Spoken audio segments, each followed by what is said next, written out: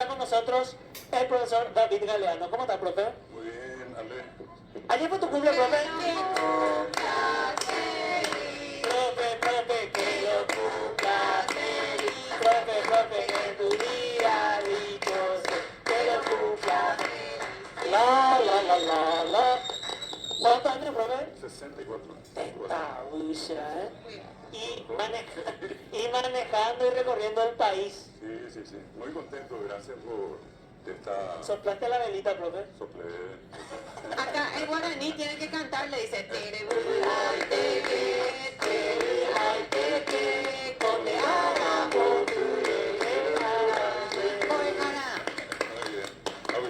Muy bien. Cosa que es un problema ese guaraní porque dice bobu pero potrina. 15 un potí, aguada, orgo 16. 15 para 16. 15 para, ¿por qué lo que siempre un potí? Nosotros por una característica especial siempre decimos, preguntándole a alguien cuando uno le pregunta en guaraní, año guarebereco, dice por ejemplo, agüero batá. Estoy recorriendo con tantos años, ¿verdad? O sea, como que no es una cuestión así cerrada, así 64 y continúa. Como cuando preguntamos en español también, ¿cuántas primaveras? Así mismo. Y una cosa interesante, en varias comunidades indígenas, ellos no cuentan la edad como nosotros. Ellos cuentan la edad de una manera muy especial que resulta muy atractiva porque uno nunca deja de ser criatura entre ellos. Ven algo que nosotros no vemos acá, que es lo que se llama la floración de la tacuara potí. Entonces, dice que ese es un fenómeno único en la naturaleza que ellos descubrieron, florece aproximadamente cada 30 años. Entonces la pregunta entre ellos no es Bobi Aripa o Bobi Año Guarebereco, sino que es Bobi Tacua Potima Parejicha. ¿Cuántas veces viste de florecer? Y si uno dice uno, está por los 30 y poco antes, un poco después, ¿verdad? Hoy se mocó y estaba antes o después de los 60. Si no viste todavía, sí, no viste que sigue muy joven, ¿verdad? Y esa es la manera que ellos tienen de, por ejemplo, de medir. Eso es para una descripción de Instagram, ¿viste? Las chicas ponen 17 primaveras, 18 otoños. Sí. Y ponen así. Yo puedo poner, el año que viene voy a poner un tacuara potí. Espectacular, me gusta eso. Bueno, entonces por ese lado estoy tranquilo de Moco y Namuno ya. Así Vamos, que pues, lo vemos.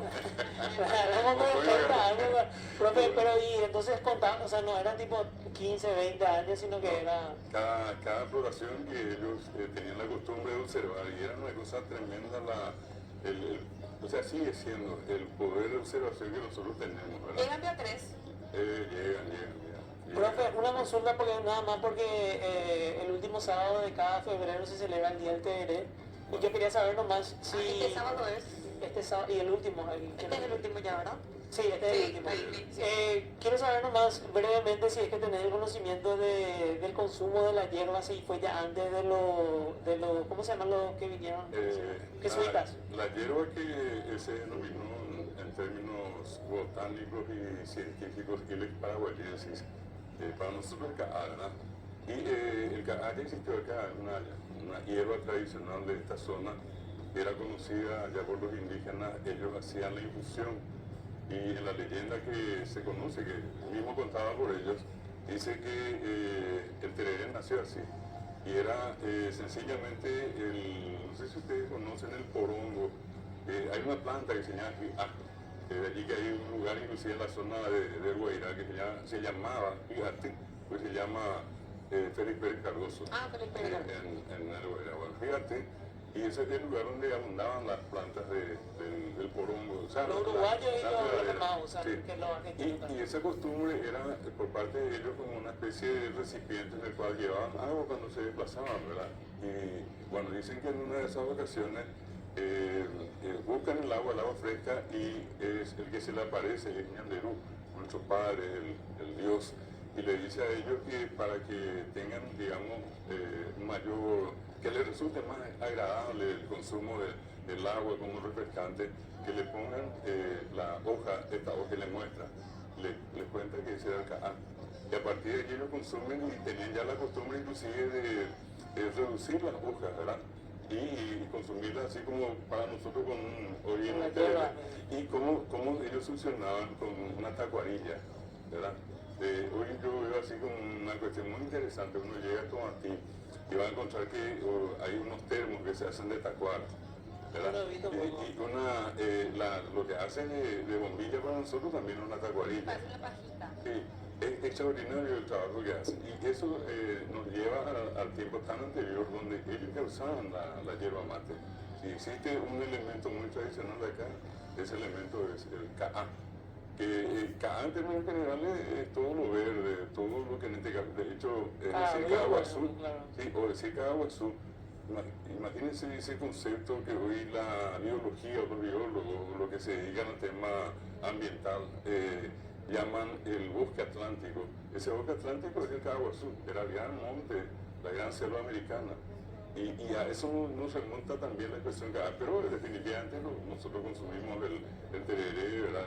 Y el caá, y como le decimos nosotros que es sería ya el zumo del tereré, el hervido, y que en este caso se consume en forma caliente. Ya es una cuestión mucho más nueva. Sí, nuestros antepasados ya entonces ya experimentaban con el caá, pero viste que acá preguntan, por ejemplo, la costumbre del tereré surgió en la guerra por el Chaco, preguntan. No, viene ya donde se hizo muy evidente el tema del tereré fue en la guerra del Chaco. Pues imagínense ustedes que no había agua, al extremo de que los combatientes llegaban a consumir su propia orina, ¿verdad? Pongo el extremo, ¿verdad? Y era una manera de dosificar el consumo del agua. Era como darle un trago y eso para pasarlo al otro y al otro, no esa costumbre tan paraguaya que hasta hoy tenemos. A los extranjeros siempre les llama la atención el que nosotros, inclusive pese al tema de la pandemia, donde en algún momento se dijo no hay que consumir cada uno, que no tengamos que consumir una misma bombilla todo. Eso terminó la pandemia y vemos como una cuestión tan tradicional entre nosotros seguir consumiendo entre todos una misma bombilla, ¿verdad? Y eso se acentuó durante la guerra del Chaco, porque no había, y eso que había entonces se consumía y allí se usaba la hierba y se tomaba de esta Como manera. filtro. Como filtro, sobre todo por la dosificación, era un trago y nada más. Y era una manera en que ellos subsistieron. Una cuestión también interesante, hoy en día uno se pregunta por qué no tiene una fecha fija, como decir por ejemplo el 20 de febrero, sino que se habla del último día, del último sábado de febrero, porque en un lugar que está un poco retirado de acá, la primera ciudad del Alto Paraná, que fue Itaquirí. En Itaquirí, que sigue siendo un distrito muy importante del Alto Paraná, un gran periodista, un gran amigo, que mucho tiempo trabajó acá en varios medios. Luego fue a ese lugar y hizo el papel de director de cultura. Me refiero a Mario García Ciani. Él tiene una hija que hasta hoy se dedica también al periodismo, también García. Y entonces va allá y él crea algo tan importante en la frontera. Como él me decía, en una ocasión me solía decir, tan abandonados estamos acá, que tenemos que ponerle una tanga a esto. Y entonces él crea el Festival del Tereré. Y ese festival empezaba un jueves, continuaba el viernes y terminaba el sábado. Siempre esa es la costumbre y en la última semana de febrero.